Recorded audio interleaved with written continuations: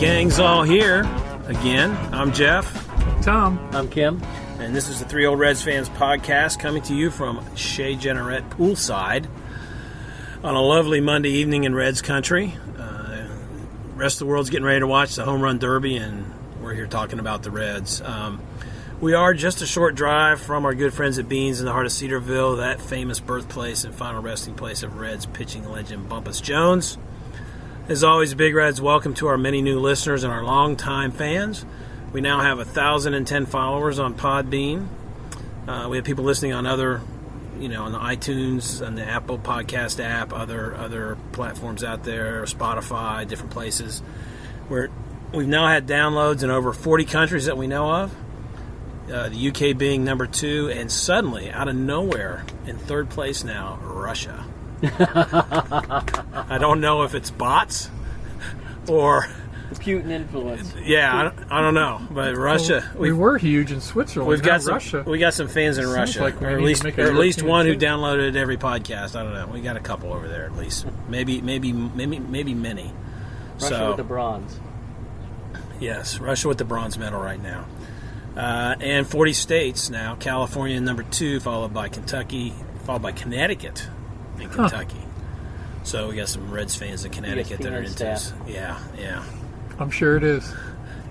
I'm sure before they go on baseball tonight every day. They probably want to check with us. They make sure, hey, if those guys posted a podcast, so we know what to talk about the Reds, because nobody else pays attention to them. Anyway. Hey, they're only 3.5 games out of first place. 4.5. 4.5 now. Yeah, well, only 3 in the loss column. The all-important loss column. So, anyway, as a listener to our podcast, thanks for being one of the most loyal Reds fans ever. We do have a 5-star rating on iTunes and the Apple Podcast app, but we'd love more ratings and reviews. Leave us a review there, a comment on Podbean, or follow us on Twitter at 3 Old Reds Fans or Facebook. And speaking of that, let's go right to our listener questions. Since this is All-Star break time, I have a couple questions in regards to the All-Star break. On Twitter, one of our faithful Twitter followers, Dalton Spear at Daily Dalton, he says, how do y'all feel about the sleeveless jerseys? That's his first question. I thought they were awesome. Absolutely loved them. Too bad we didn't show any muscle. Did you see outside of that muscle in that game? Did you see Dietrich wetting down everybody's arms? No, I didn't see that. I thought it was awesome. It was fun. And I wonder if they were so distracted by it they forgot to play that day. But yeah, it was fun. It'll never happen again, probably, but it was fun. What did you think? Did you think it was fun? I liked it. I don't know if it was Tom Brenneman that made mention they were showing Puig, and they brought that Puig brings the gridiron element to the sport of baseball. They showed him out there with those guns. Oh, we had quite a few guys Dietrich has some guns. Lorenzen, of course. Yes, Mr. Biceps. And Hernandez. Dave Hernandez has huge arms, too. Yeah. I mean, I look at Puig with that blonde streak and that mohawk and those guns, and I'm sitting there thinking, the Rocky movie, Clubber Lang. Yeah. It did. You're right, yeah. Exactly. Well, he could probably play for the Bengals, too. They probably wouldn't hurt their defensive chances at all. So then he says, and my serious question, can you guys discuss your opinions of this year's Reds All-Stars? Love the podcast. That's his final closing comment. Thanks for the comment. Yeah, we appreciate that, Dalton. And so, originally we had one All-Star, now we have 2. So we have Luis Castillo, Sonny Gray. I mean, Castillo was a no-brainer. Yeah, I meant to look up, how many times have we just had pitchers as All-Star representatives? It's happened. Was it 2014? It was just mentioned. Maybe Cueto was the only one. Cueto and one other pitcher. Oh, I know who it is. Who? Think Eugenio Suarez. He's not a pitcher. Alfredo Simon. Oh, yeah. They got 2 starters on that. That's right. He had a great first half. That's right. Yep. Collapsed in the second half, right? Yep. Yeah, and then we traded him for Eugenio Suarez. Great trade. Yes, it was. So, our All-Stars pitchers, just got some numbers here. It's interesting. Castillo is 8-3. He's had 18 starts. Gray is 5-5 and 17 starts. But Gray's ERA is good. Yeah, 3.59. Castillo's is 2.29. Now WAR is one of those interesting stats. especially because Baseball Reference does it and Fangraphs does it, and they figure them differently. So I don't know which one to believe or which one's the best, but Fangraphs actually grades Gray higher at a 2.3 and Castillo at a 2.1. Baseball Reference has Castillo at 3.7 and Gray at 2.2. So really the big difference in the two is that the main difference is that Castillo's walk rate is higher, 12.3%, and Gray's is 8.9. Interesting thing, that's the two highest walk percentages among Red starters. And they're the all-stars. So this whole thing about walks will kill you, they don't help you. But these guys, walking some guys, but they have good out pitches and the change-ups and the curveballs and everything else, and they are able to work around it. I'd like to see them walk fewer guys. No, don't get me wrong, but they're pretty good at working around it. I went to Gray's last start against the Brewers. I was at the stadium. He was just pumping strikes. They keep track of balls and strikes. And, yeah. I mean, he was through like 3 innings and had like 8 balls. Yeah. It was you had amazing. free pizza by the 5th inning, didn't you? Yeah, you're right. It was really early. What, did he strike out 12 in 8 innings that day? Yeah. He had it was a great outing. Well, we saw him when we went the weekend before. Yeah, he pitched pretty well that night. I think the first 2 to 3 innings had 5 strikeouts, and we're thinking, okay, free pizza, and then the strikeouts kind of ceased by him and the bullpen, but the Reds did defeat the Cubs that night. Yeah. So I'm 2-0 this year. You're 1-0, Kim. How many times have you been? I went to opening day. So you're 2-0. 2-0. So we're 5-0. So that's the problem. We need to go to more games. We need to just season tickets next year. Yeah, we all have that time. Yeah, not to mention the money. I'm always happy when Reds make the All-Star team. What do you think? Pretty cool. Yeah, but I think it's a picture of this team too, right? Great pitching, third in the league pitching, and the hitting's not there. And of course, that's who we send to the All-Star game: is pitching and not hitting. Mm-hmm. So yeah, and we had 3 guys. I think we had 3 All-Stars last year, if I'm not mistaken. Yeah, we had Joey, we had Scooter, and Suarez. Yeah, what a difference, It was all offense last year. Was Iggy in it last year, Iglesias? No, I think it was just those 3. It was just those 3. So, yeah, I mean, we're happy about it. Glad to see him there and everything. I think Amir Garrett could have been a great candidate. Yes. He's had a great first half. Yeah. He was, and a lot of people have talked about it. 3 closers made it. One of them is the guy from the Giants, but he's I think the only Giant that made the team. So, everybody's got to get a guy on, and so I think that hurts a guy like Amir Garrett getting in. But it is what it is. It'd been nice if he'd have made it, but he didn't. So, and our other question comes from Facebook. Brandon Lindsay, he says, "I don't follow the Reds very closely. Just one of the 3 old Reds, as in." He's a friend of yours, right, Kim? He is. So somebody you know from South Carolina, I guess. A fellow Gamecock fan. Fellow Gamecock fan. Oh, boy. Gamecocks, Reds. Oh, tough. Jets. Yeah. But saw that Sonny Gray was named as an all-star replacement. His numbers don't scream all-star worthy, so what am I missing? His wins and losses don't, but I think everything else does. Yes, it does. And... they're looking at that less and less, measuring pitchers. So here's an interesting thing here that I didn't mention before. Castillo's ERA is 2.29. His FIP, which is the fielding independent pitching stat, and the xFIP, which takes in more park factors, I think. Those numbers, you read them just like ERA.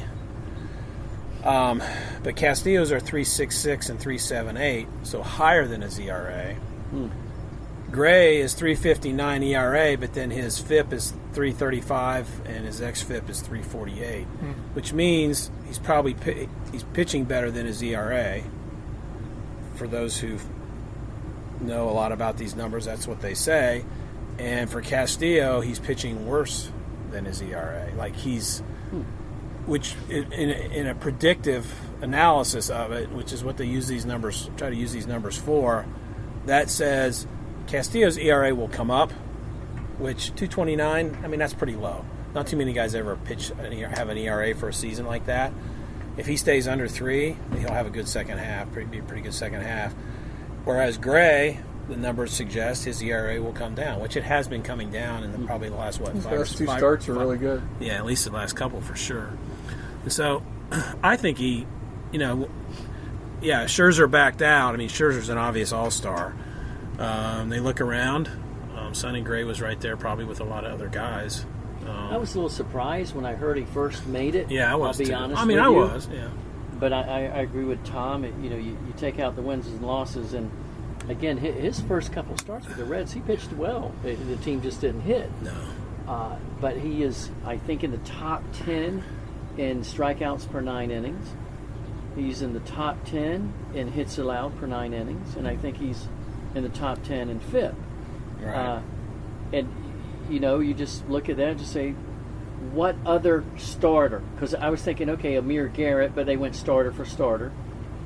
What other starter is deserving? Yeah. Who else would have been?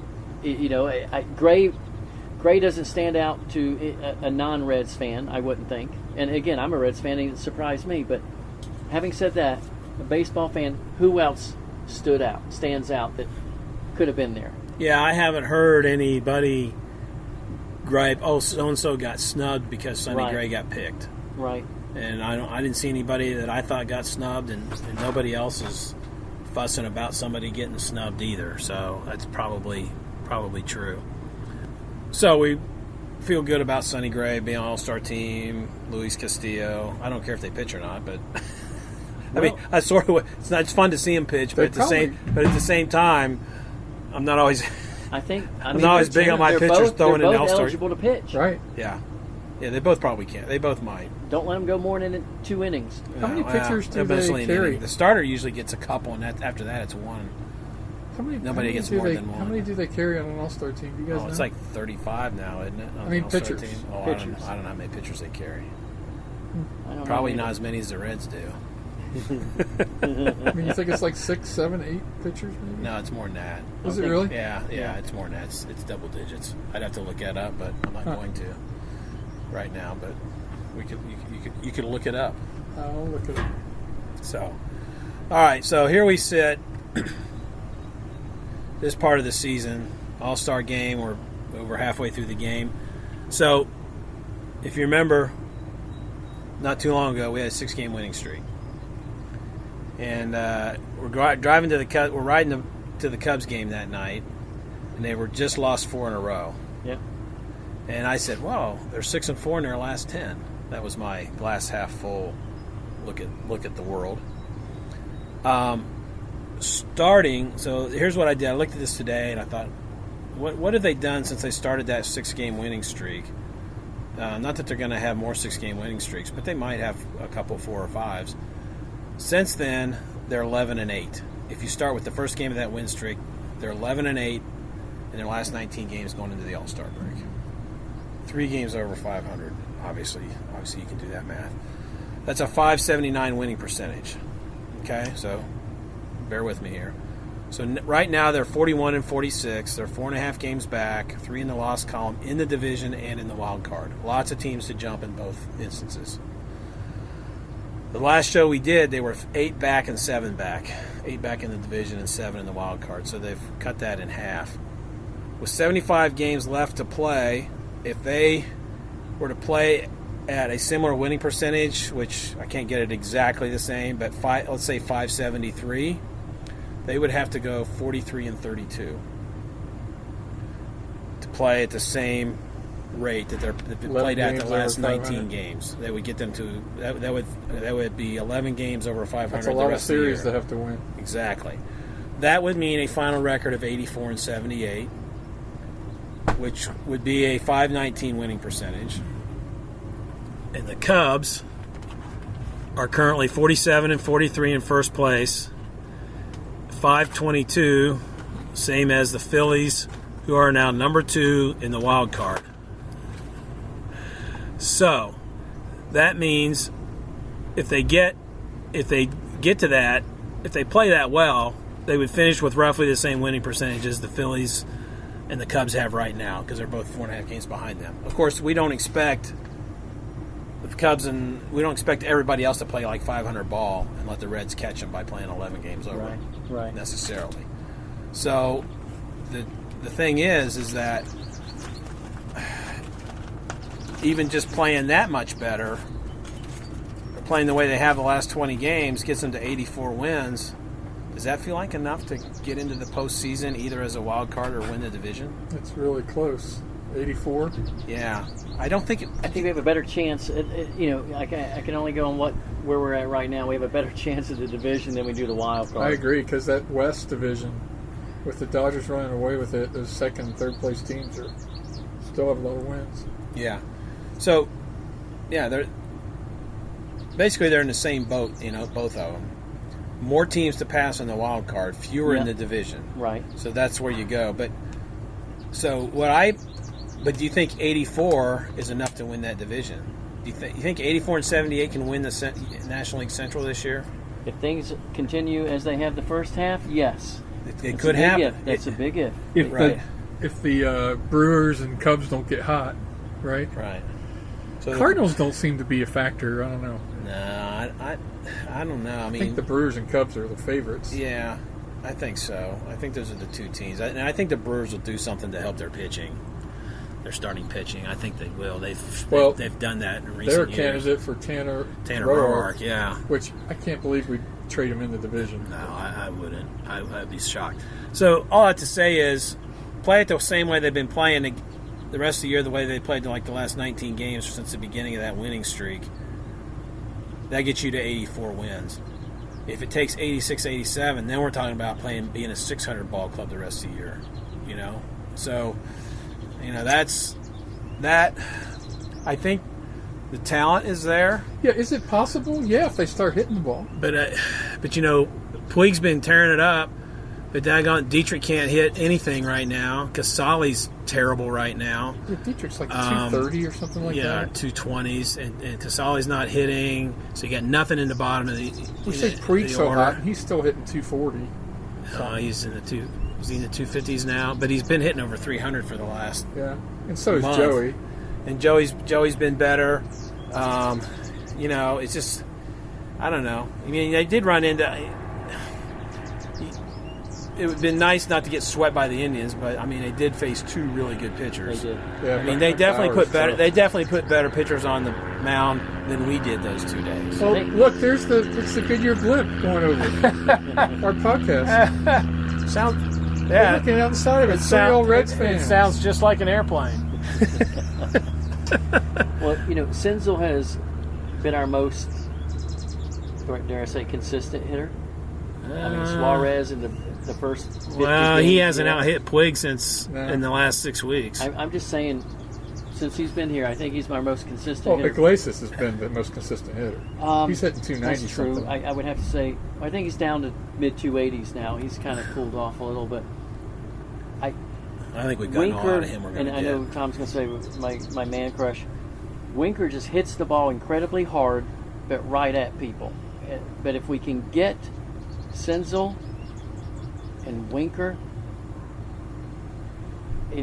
Scooter when he came up his timing was way off. Yeah, I think they rushed him I think maybe he felt fine physically, but he needed more time. He needed more time to get his swing down. And what was he doing batting fourth out of winning the game? All right, that didn't make any sense to me. So guys, listen, I've mentioned this in other podcasts. I think it's time, if to show everybody they're serious about winning, they got to fire the hitting coach. They got to get rid of him and turn it over and make a significant change. Because the problem with this ball club is hitting. And it's not just one or two players. It's been the whole team. It's a systematic problem. I don't know if it's too much analytics. I don't know if it's something of new philosophy compared to last year. I don't know either. You got to do something. If you just keep on going on as always, are you really committed to winning? I don't know if it's true, but I had heard that Votto has stopped attempting to hit at launch angles and just hit.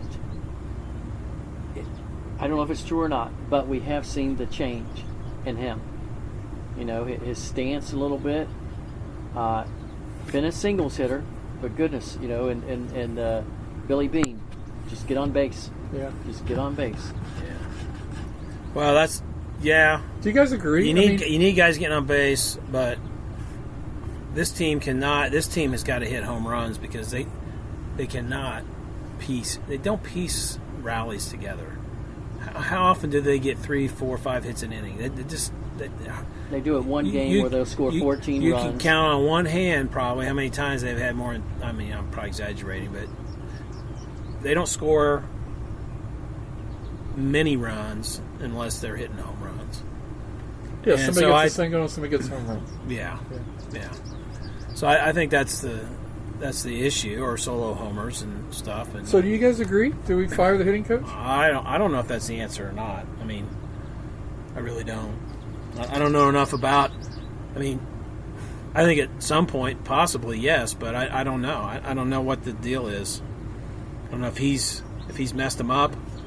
I mean, I usually err on the side of the coaches. You know, so I'm not someone to always say fire the coach, but it's just that so many guys aren't hitting. It's not one or two, you know.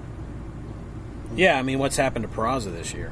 Yeah, he's regressed. I mean, he's been hitting the ball better kind of lately. Suarez is slumped, but then he Winker. Hit a bunch of home runs that one weekend, but now he hadn't hit since. Yeah. What do you think, Kim? I would be hesitant to fire the coach only because who knows now if there is something about hitting for launch and focusing on that, and then you couple it with the results, then yeah, that's obviously been a disaster. But that I don't know. I mean, it wasn't like Dodgers were bad hitters when he was out there. Yeah, I just don't know. And they're hitting the ball this year again. And we went from what were we, like 7th or 8th in the league in hitting last year? Well, we all sat here before the season began and said, okay, hitting's our strength. Hitting's our strength. And boy, were we wrong on both counts. Thankfully, we were wrong on pitching since that's kept us, 5 games under 500. Yeah. I don't think to your point, if they're going to be serious about winning, something's going to have to change. Yeah, you need to do something, right? You just can't. What's that saying? What's that saying? If you keep doing what you've always been doing, you're always going to get the same results. Mm-hmm. Yeah. So it's possible. I think we'll never know. I mean, we'll never know what a healthy Scooter Gennett could have meant to this team this season as well. Coming out of spring training, being ready to go, we'll just never know what he could have meant to this team. Yeah. Right. I mean, Dietrich did a lot of good stuff early on, but he was kind of the only guy doing it. But he really wasn't. He was just timely. It was timely. It was timely, and I think we're seeing, like he was terrible this weekend against breaking balls. I think we're seeing what he is, why he was a free agent. This is probably not a real popular opinion, but I think we've probably gotten, as far as his bat goes, I think we've gotten all out of Jose Iglesias we're going to get from a batting standpoint. Yeah, no one would have guessed he had as good as he did. I don't think what he's done in this first half is really repeatable. I mean, it's not. It doesn't mean he's going to hit 200 the rest of his life, but I think to bank on him in the future as a really good hitter in this lineup, I think would be a mistake. Now, if you feel like you've got enough around him that you can live with his bat because of his defense, that's another story. Yeah, but if you're Bell, but you got somebody hitting 280, 290, you got to play him. You got to play. Yeah, I don't mind. Yeah, they had to play him. I mean, Peraza is the thing that gets me. I mean, he lost his job. He's lost his job 2 years, 2 out of 3 years. He lost his second base job to Gennett, and then he played really well last year, and then this year he lost his shortstop job to Iglesias. Well, he lost it himself. He did. And so, who is he? Who is Jose Peraza? Yeah. Is he the guy that got 180 hits last year, and hit 14 or 15 home runs, something like that, or is he the guy we're seeing this year? He's only 25. Of course, we keep saying 2 years ago he's only 23, but now he's only 25. I mean, how long is he only a certain age? I don't know. I mean, when Zach Cozart was 24 and 25, he was never going to have the year he had as an All-Star. Nobody ever saw that coming. Nope. So, maybe that's coming for him. I don't know. So, which sort of brings us to the next thing I had on the list here, next year's roster. Who do you want back next year? Who do you let go via either trade or free agent signing? And who stays in the minors? So, outfield.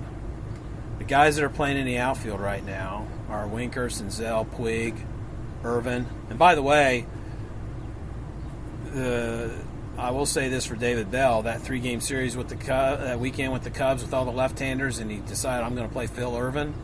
Well, that worked out pretty well. Sure did. He hit like 500 that series. And I mean, you can't look, you're like, you can't, looking back on it, it helped him win that series. How long do we have Puig? He's a free agent after this year. And so is Tanner Roark. Yeah. So can we stick with outfield? Sorry. Can we do that? All right. Yeah. Got to keep the train on the track here. All right. Winker, Senzel, Puig, Irvin. We've had Van Meter up. I mean, Scott Schebler's like long forgotten. I don't. Are you hurt with that, Jeff? Are you okay? I feel bad for him, but I still want us to have the best guys on the field, and he's not one of the best guys right now. I think you let Puig go, and you've got maybe Trammell. How do you say his name? Taylor Trammell. Trammell coming up, and you got. Dietrich, yeah, but he's in the minors. How do we know he can even hit big league pitching? We don't. Puig's expensive though. Sounds familiar. I don't think he's a. I would sign him. Well, you really would? I'd give him 5 years. Wow. That's what I would do. Why? Because he is a proven commodity. Proven at what? To hit 260 and 25 home runs? That's pretty good. Yeah, it is. There's nothing wrong with that. I agree. Nothing wrong with that. What kind of a teammate you think he is? I think he's a really good teammate. I think he's a great come teammate. On, guys. He's never been known as a good teammate. From what I've seen and how he has represented the city, the Reds team and everything, I am pleasantly You think they were surprised. just bad rumors from L.A.? I don't know. I don't know. Who knows? But, wrong foot with some guy. He was young, coming out of Cuba, not knowing, trying to get used to living in the United States. Young guy. He's 28. He's at the perfect age to give him a long-term contract. He's 28. He won't be 29 till December. Free agent he's a proven thing in the outfield, and our outfield is really not that proven. That's true. So if you think about it, we got guys there we like. We like Winker. We like Senzel. Irvin shows a little bit. We got Trammell coming. We got Siri coming. We got all these younger guys we like, but we need a guy to build our outfield around. You sound like me. Exactly. That's what I'm saying. So I'm saying, you start throwing out these minor league guys, and that's why I said, well, those guys haven't proven anything. I don't trust. I like him, but maybe I'm wrong. I like him. Jeff had pointed out something when we were on the way to the Cubs game. He had a site pulled up on his phone of all the outfielders who are free agents, and the one outfielder that you would even say would be in Puig's category to pick up. Starling Marte. That was it. Other than that, Tom, there was nobody that would be in Puig's category. Interesting. Nobody to sign. Now, I think Puig, I don't know after yesterday's game, I think he was up to about 250. If he can hit 260, and you said 25 home runs, he's going to hit 30. All things being equal in this ballpark, he's going to hit 30 easily. Yeah, because he's already, 19? He's at 20. He hit his 20th the other day? Yeah, he hit his 20th. So I don't know that I would say 5. Obviously, his agent would like that. You might have to do it to get him, and I'd be willing to do it. I get that. But I would 3 to 4, yeah, for sure. I would keep him too. His defense, even when he was down to 200, his defense is just so attention worthy of all the opponents.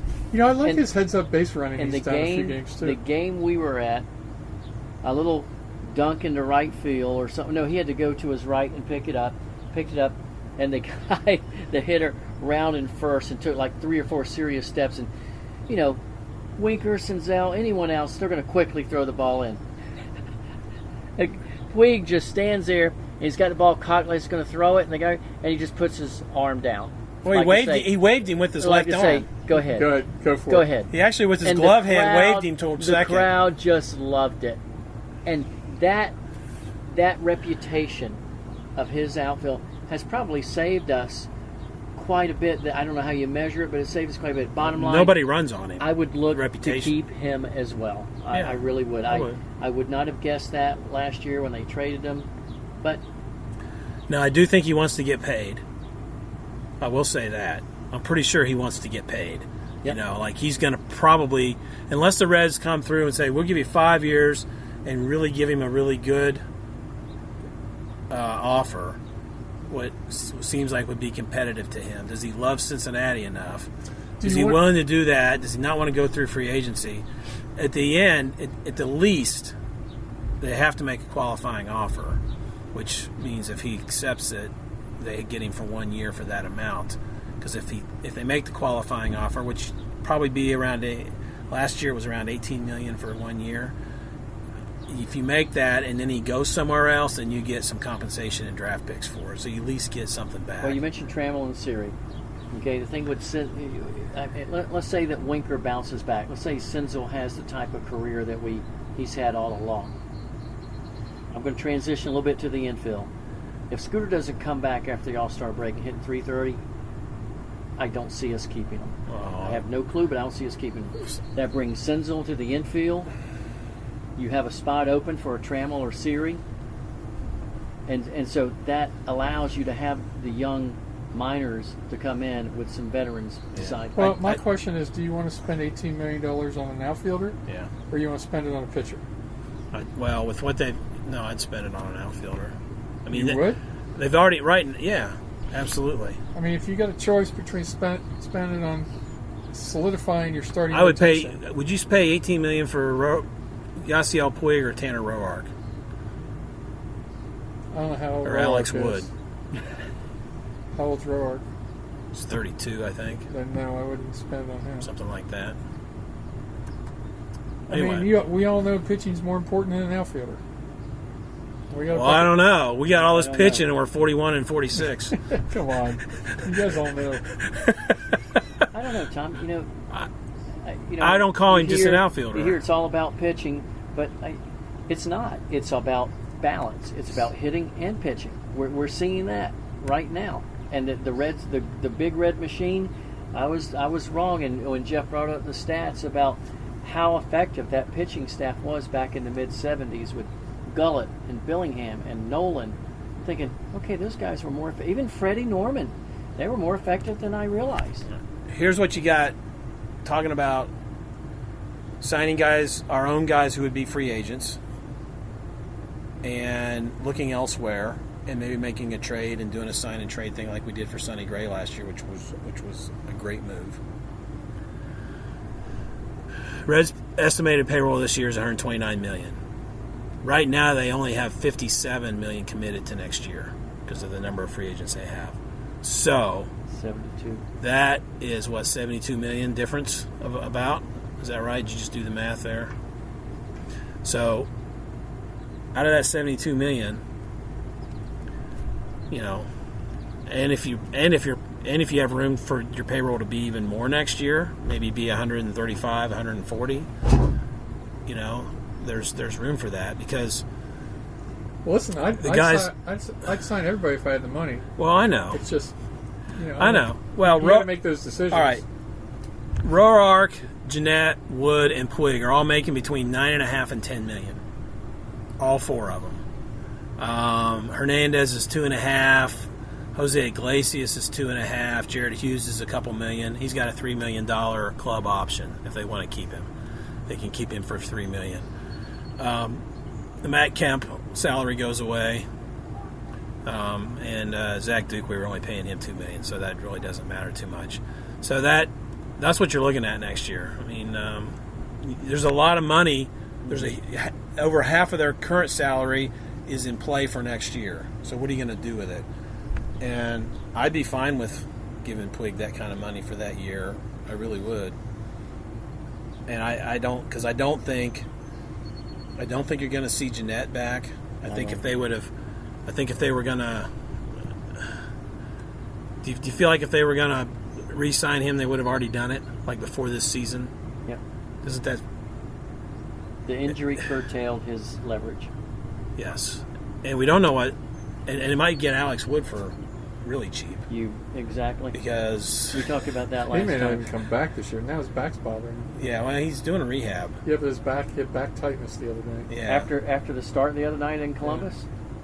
Yeah. So I mean, we may not see him this year. So you may get him next year for $7 to $8 million again. Yeah. Now, DeSclafani goes to arbitration.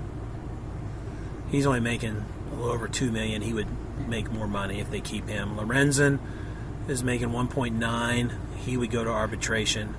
Peraza's making 2.7. He has a second arbitration year.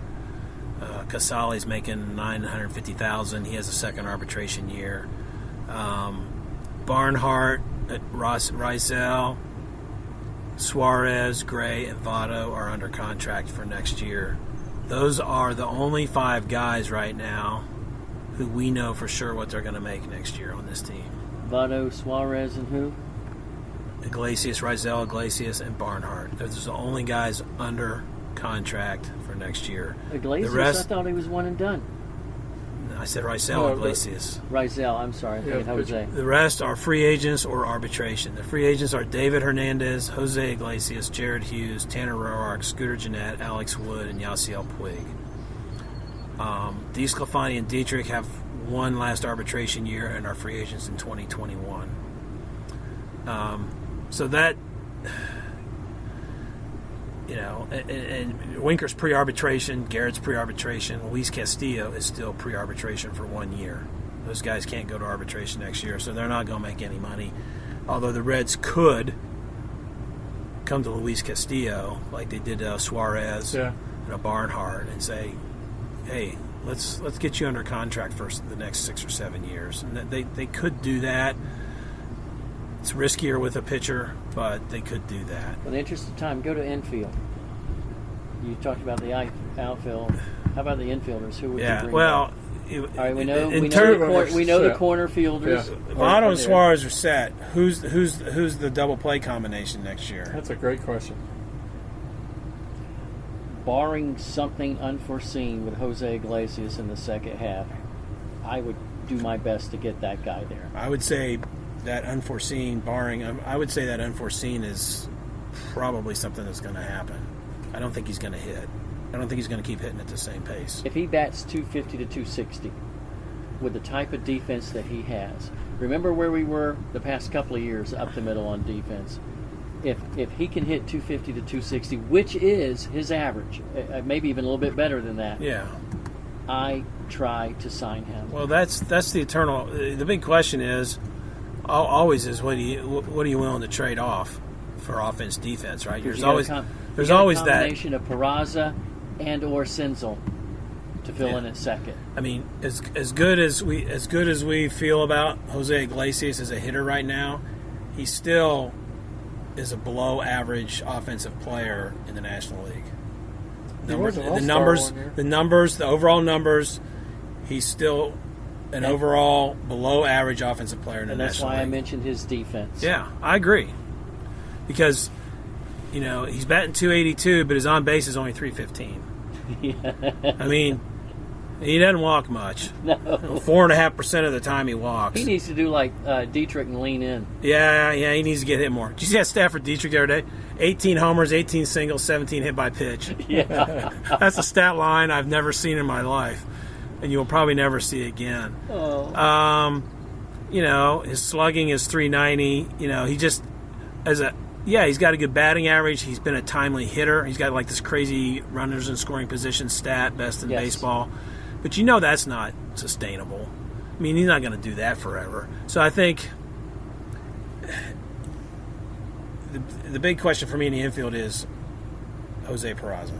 What are you going to do with him? Well, you've already said what you do with him. He's in your future. If he's in my future, you play him. Yep. You've already said if he's in my future, both. Let him play off in the spring training.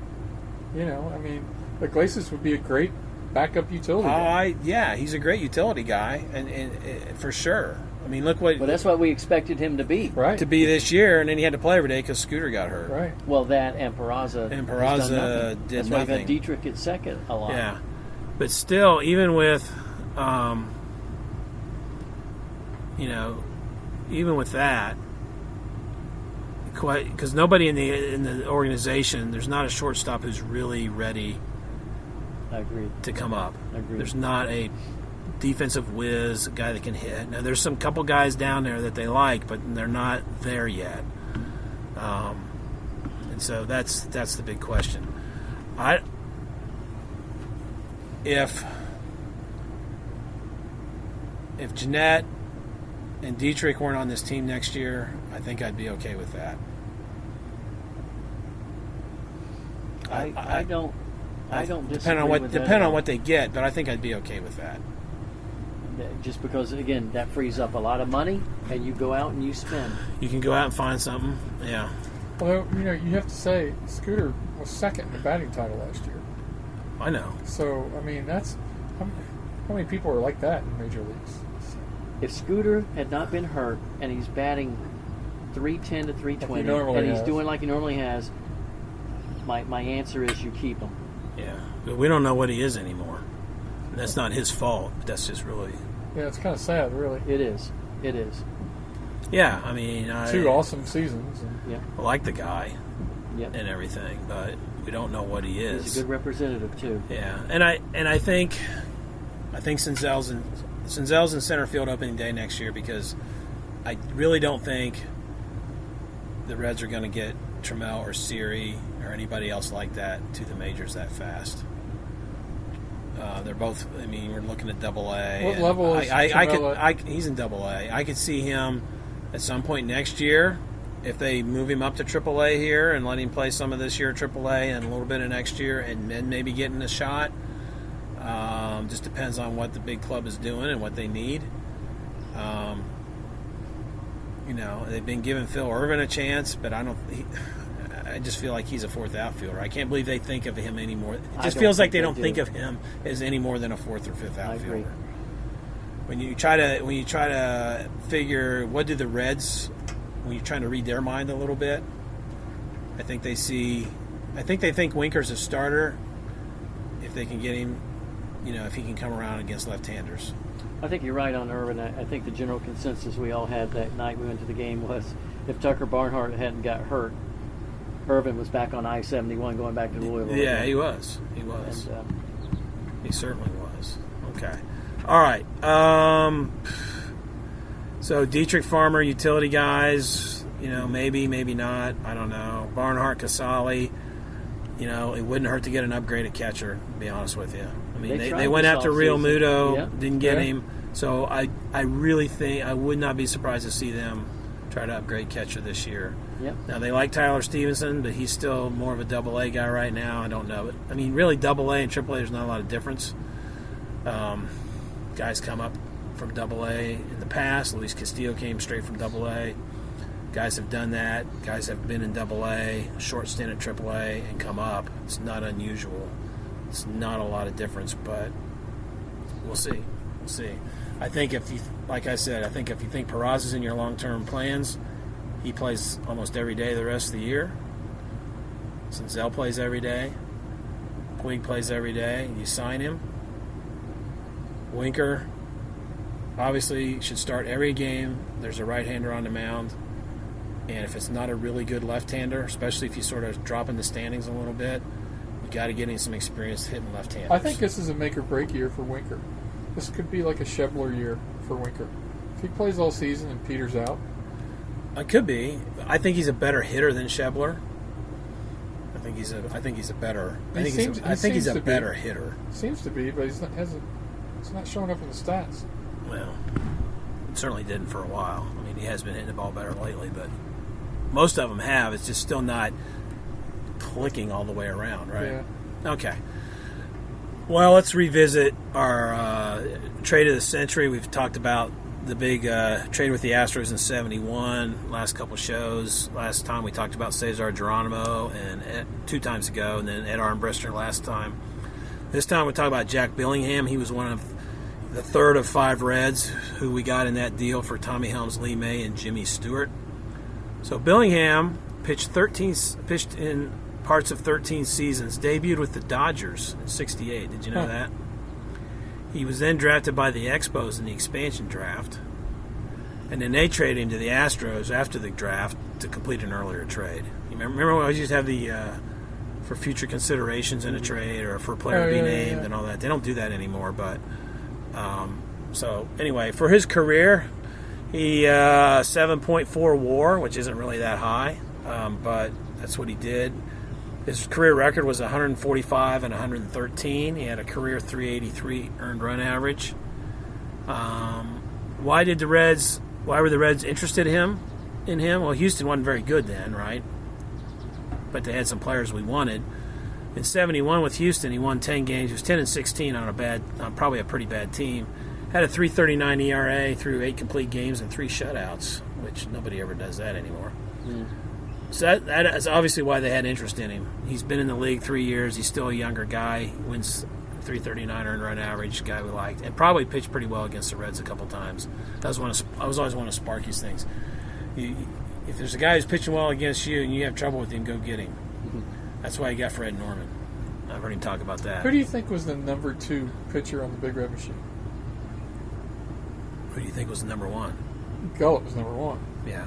Who was the number 2 starter? Depends on what years you're talking Was about. it Billingham? Billingham had back-to-back seasons. I believe he was 19-10 and 19-11. Yeah. Back-to-back, and he had the opportunity to get to 20 both years, I think. He was. So Billingham was the number 2? I don't think they tried not the years starts. they won the World Series. I don't think they had quality starts back then, but if they did, I would think Billingham would have had quite a bit. So in '73, he won 19 games. In '73 and '74, he won 19 games. He had ERAs of 3.04 and 3.94 those years. He was 4th in the Cy Young in '73 and 6th in '74 in the voting. In 6 years with the Reds, he was 87 and 63 at 385, 45 complete games. Wow. The 5 guys in the starting Reds rotation right now will not combine for that in their career. Right. 18 shutouts. He averaged 211 innings, and in '73 he pitched 293 in the third innings. Made 40 starts that year too, I think. Really? So Yeah. that's average over 7 innings right there. Yeah, amazing. My goodness. Amazing, yeah. So I mean, like we said earlier, they had better pitching than we give them credit for. Yep. Well, you say he wasn't the number 2 one of those years. Who was the number 2? Nolan. You think no? Well, maybe when they won. I was thinking more like when they won the World Series. Nolan started a game in Yankee Stadium, so I would think it would have been Gullett and Billingham. Billingham started game. I'll tell you. He didn't start game 2? Here, I'll tell you. I got. So what we know? What's he most famous for? Is he gave up a home run. Well, he gave up a home run on an opening day, and I'm going to tell you, 1974. Okay, that's not what I'm going for. You're not? No. That's what I know him for. Do you know what his career ERA is in the World Series? No. Do you not know this? I think it's a record. He pitched in 7 World. He started 3 World Series games in his career. 72 between 72, 75, and 76. He made 3 starts. Was all. But he pitched in 7 games. He pitched in relief 4 times. Because you shorten your rotation and all that. His ERA in 25 and a third innings in this World Series was 0.36. That's like a record for that. Yeah. Wow. So he gave up 1 earned run in 25 and a third innings. So what was I thinking about? You were like dubious. He gave up for home run. He gave that. Hank Aaron. He gave that up to Hank okay. Aaron. All right, 74. I wasn't tracking with the year. All right. Al Downing's more famous for giving up the record breaker. And Tom House caught it in the bullpen. Yeah, and Al Downing was number 44. Hank Aaron was number 44. There's a bunch of 4s in the whole thing. And Billingham was 1 less. Yes. He struck out 19 and he walked 9 in those 25 and a third innings. So his World Series appearances, I have a summary here. In 72, Reds are down 2-0 to the A's. They win Game 3 1-0. And he started that game, and he beat Blue Moon Odom 1-0. Complete game? He went 8 or 9. I don't know if it was complete. I didn't make a note of that. Shutout. But he went like 8 innings. I can tell you. No, he only. I don't know which game that Bourbon is. or Clay Carroll. Yeah. I'm not sure that he went the distance, but we could look. You can look it up later if you really want to know. So he also started Game 7. So that series went 7 games. The Reds he allowed 1 unearned run in the 5th in 5 innings. He only pitched 5 innings that night.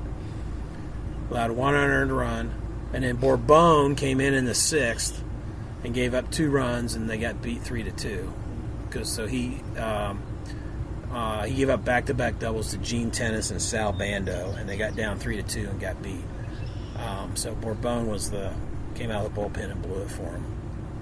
In 75, he started Game 2 against Boston. They won 3-2. He went 5 2/3, gave up 2 runs. Only 1 was earned. Eastwick got the win in relief because the Reds scored twice in the 9th to win that game.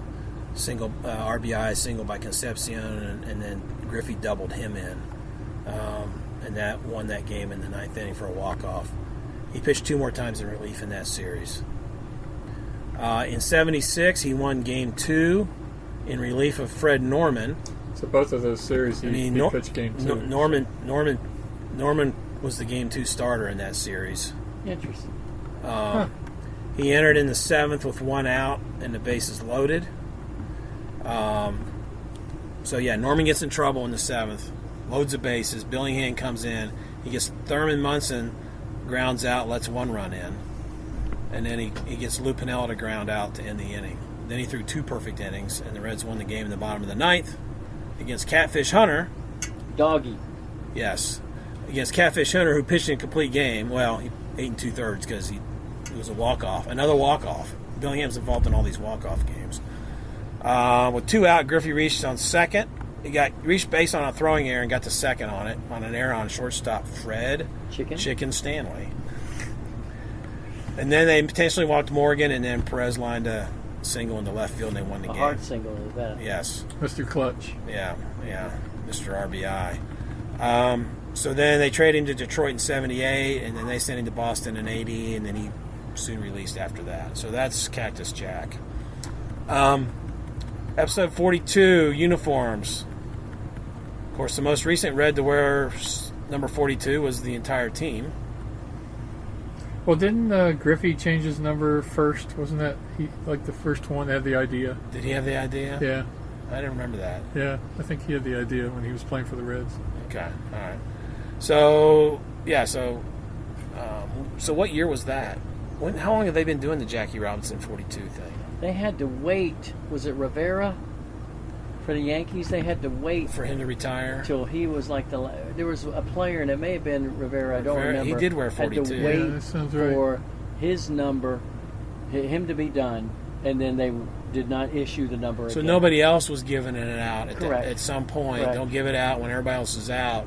We'll go to it. All right, because the last Red to wear it as his own number was in 1996, a pitcher named Roger Salkeld. There's an obscure former Red. Here's a guy, 89-90 pitcher. We made fun of this guy before. Rick Mailer. Oh gosh! Wow, that's a name from the past. Those are in 78 and 80. Bill Bonham, remember Bill Bonham? Got him from the Cubs. Yeah, he was a pretty good starter. 76-77, Santo Alcala. Had one decent year with Yes. the Reds. 11 Pretty good as and good as a rookie. Same year as Zachary, I think. Pretty good, but then after that, he it was just nothing. he loved throwing base on balls. I mean, he just that's what he was known for. And he ended up going to the Expos, and I think he was done after that. Yeah. So, okay. All right. Well, guys, that's all I had on the docket. Are we good? Reds gonna go to the play. Reds gonna make it? Are they gonna fade bad, or are they just gonna hang around? I saw something the past 5 years, how far they were out of first place. The closest they were out of first place at the All-Star break in the past 5 years was like 2 or 3 years ago, 9.5 out. 1 year, 21.5 out. Another year, like 18.5. Another 11 or 13 out. So I temper that they're only 4.5 out with the fact that the whole division is. Yeah. But that's also you because can't they're control pitching. the whole division. You just say, okay, we're in it. We're in it. And so They're in it because they're pitching. We need Yes. we need a Moneyball moment. We don't need 20 in a row. We don't need 12 in a row. But we need a bunch in a row. They And just need to win series. things happen. Yeah, I'll take that 11-8. I'll take that 11-8. That'll get you 12 over. I know you said Yeah, 75 11 games. over, yeah. I'll take that. Yeah, I mean, if they have a winning record and are in the hunt, I will feel good about this season. If they fall apart, I won't feel good about it. The only way I'd rather be teased and not get it than just I completely. think there's less of a chance they fall apart this year, just because of the solid pitching. I agree Yes. with that. Oh yeah. But then if they're not in it, do they give up Roark? I don't. Well, here's the issue on that I wonder about is Roark. What's the market, and what are you going to get for him?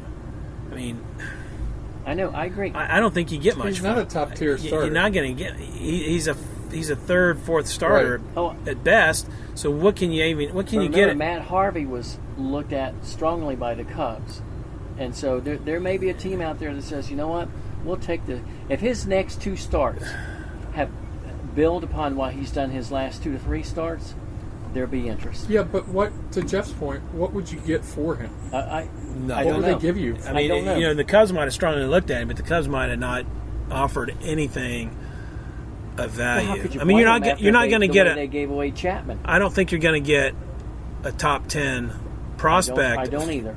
for a Roark. I don't either. So what But- do you get? I don't know. Bag of pretzel. I mean, we got Luis Castillo for Dan Straley, and Tanner Roark and Dan Straley. That's the same guy. I mean, there's But not much Luis difference. Castillo at the time was not.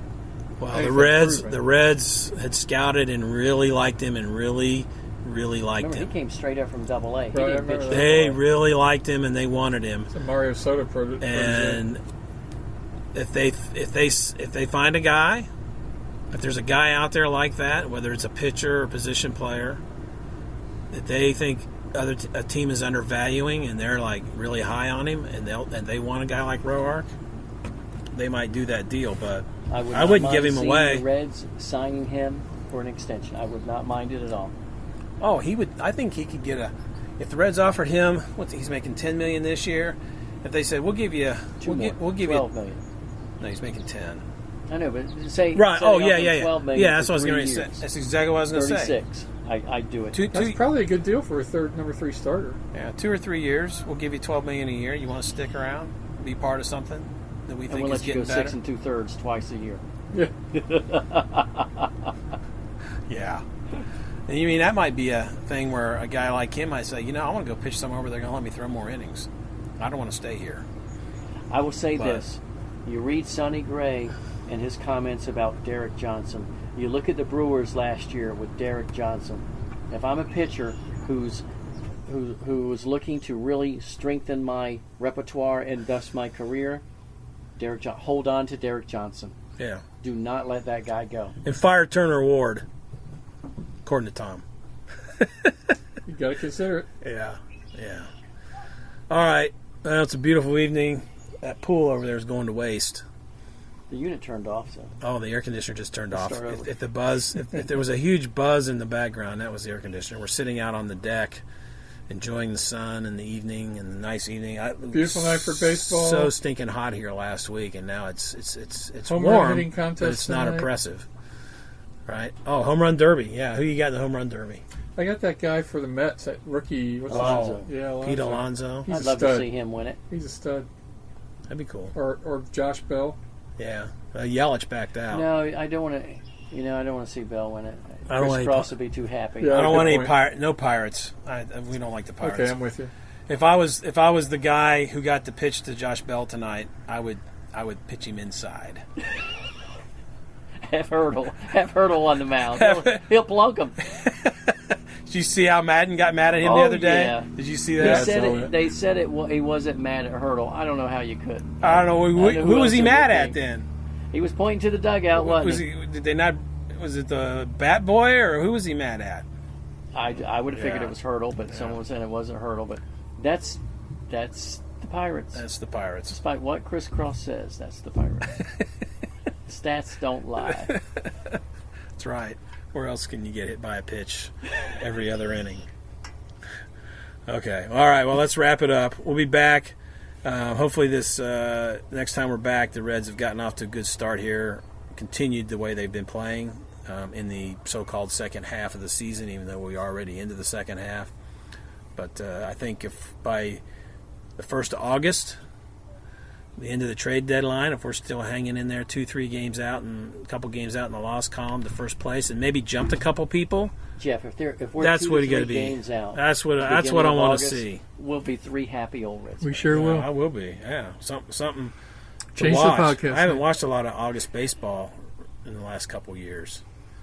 I haven't watched a lot of baseball in August, so hopefully we'll be dying to turn that. I like to stuff be on. scoreboard watching of the other teams in Yes. August and September. We That's don't want to fun. be treading water, do we, Tom?